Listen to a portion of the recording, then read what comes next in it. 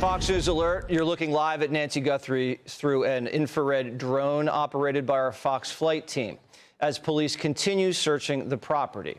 Retired NYPD Inspector Paul Mauro is also in Tucson. I mean, this is pretty incredible footage we're looking at right here. It looks like a team of agents are coming in and out of the house, in and out of the garage, Paul.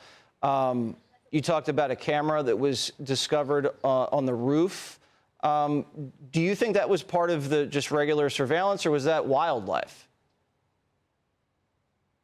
You know, I wish I knew. I haven't even seen an image of it yet because of where I'm positioned here at the sheriff's office. It would make sense to have a wildlife camera perhaps on the roof, but who knows? Maybe there's a skylight or something that people feared they could get in through in the past that was covered over. I mean, anything really here is possible here without being up on a roof and seeing it.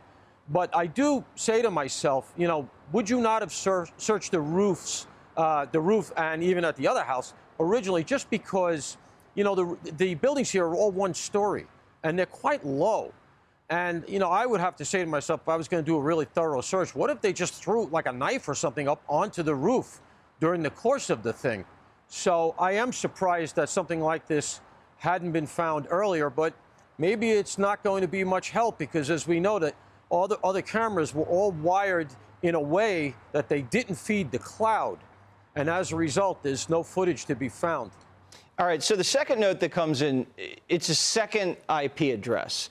So it's different. The police aren't able to exploit it. This guy's obviously very sophisticated.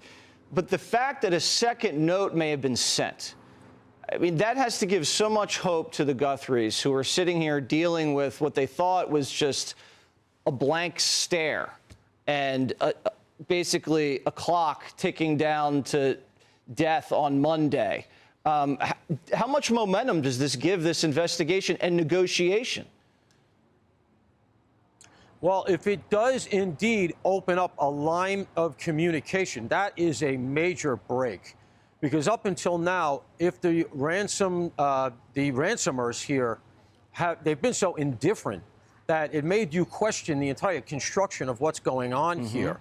Is it not an actual ransom situation? Are they not interested in getting paid? Is there some other motive? Is another group involved? I've had ransomware cases where the original bad guys are being assisted by another set of bad guys. You never know who you're negotiating with. So if they've actually been able to confirm that they're talking to the real bad guys, that is the major break in this thing. Now, one of the ways to be able to tell how much authenticity to give this for the two notes is if the IP address you can easily obfuscate. They did it once, they could do it again. You use the onion router, you bounce it around the world.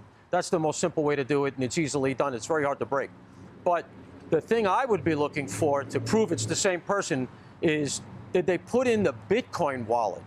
Assuming they want to get paid so badly, and that's what they're pressing for, if they put that long string of numerals into the second note, which is so unique, no, it's not out, nobody could ever guess it, you'd immediately say to yourself, this is the same person, and then you'd have to start to say to yourself, this is a pretty sophisticated operation, and maybe these notes are the real deal. Yeah, it's a break. Hopefully it's a good one. Thank you so much. Click here to subscribe to the Fox News YouTube page to catch our hottest interviews and most compelling analysis.